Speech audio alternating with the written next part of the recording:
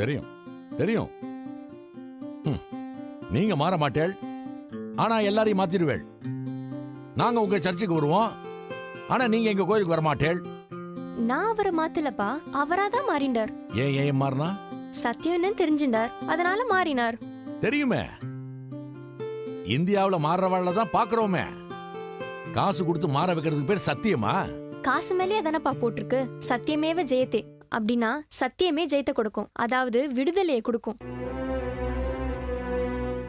Bible படிச்சு எல்லாம் தெரியும், ஏசு கிறிஸ்து சொல்றார் சத்தியம் உங்களை விடுதலையாக்கும்னு. அப்போ நாங்க படிச்ச வேதங்களும் இதிகாசங்களும் பொய்யா? நம்ம இந்தியர்கள், அதாவது இந்துக்கள், நார்த் சைட் போய் பாரு. நீ யாருன்னு கேட்டா அமாரா இந்துஸ்தானின்னு சொல்லுவான். இந்துஸ்தான்னா அர்த்தம் தெரியுமா நோக்கு? நன்னா தெரியும். இந்துனா என்னன்னு தெரியும், அந்த பேர் எப்படி வந்ததுன்னு தெரியும்.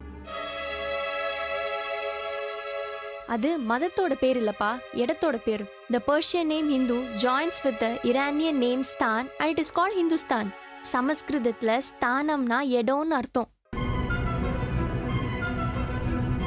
This is etymological truth. The geographical truth is Hindu is the name of the place called Sindh, which is the old name of Deccan Plateau. 2000 வருஷத்துக்கு முன்னாடியே பைபிள்ல இந்து தேசங்கிற வார்த்தையை உபயோகப்படுத்தியிருக்கா.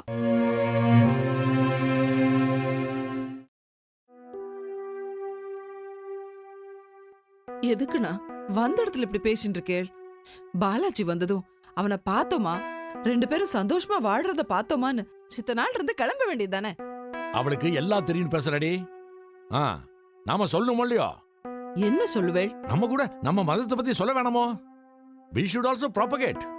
சுமதி அவ மதத்தை பத்தி நன்னா தெரிஞ்சுட்டு சொல்றா. திருப்பி கேள்வி கேட்டாலும் அவ பதில் சொல்லுவா. நாம சொல்ல முடியுமோ? ஸ்ட்ராங்கா சொல்ல நம்ம கிட்ட என்ன ஆதாரம் இருக்கு? என்னடி சேம் சைட் கோல் அடிக்கிறியா? அதுக்கு முன்னாலதான் அவ அடிச்சு ஸ்கோர் அள்ளிட்டாளே. இரவா இன்பத்து எமை இருத்தல் வேண்டி பிறவா முதல்வன் பிறந்து நரவாரும் தாருலாவும் புயத்துச் சம்பந்த நாதன் என்று பேரிலா நாதன் ஓர் பேர் புனைந்து. போற்றி பற்றொடை 69. இரவா இன்பத்து எமை இருத்தல் வேண்டி இறப்பில்லா இன்பமான நித்திய வாழ்வை நான் அடைய வேண்டும் என்பதற்காக பிறவாத முதல்வன், அதாவது ஆணும் பெண்ணும் இணைந்து ஜனித்து பிறக்காத முதல்வனான இயேசு பிறந்தார்.